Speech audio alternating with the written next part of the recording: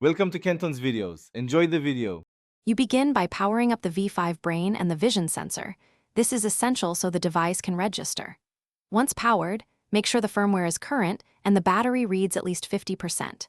Next, mount the sensor with a steady bracket at the intended working height so perspective stays consistent. Then plug the 3-wire cable into a known V5 port and label it. This avoids confusion when you program later. You're now ready to configure the sensor in software. You open VEX code and create a new project, selecting the Vision Sensors port. This ties hardware to your code. Next, define color signatures or raw object parameters, adjust detection thresholds and distance limits so the sensor rejects noise.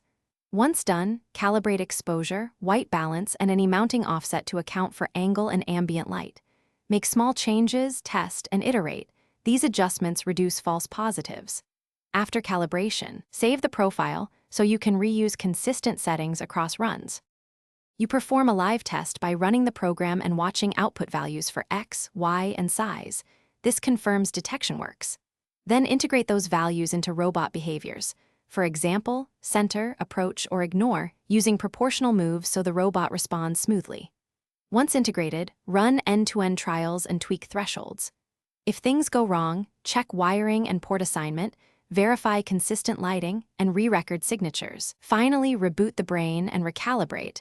That sequence resolves most problems quickly. Thanks for watching. Consider subscribing if we helped you.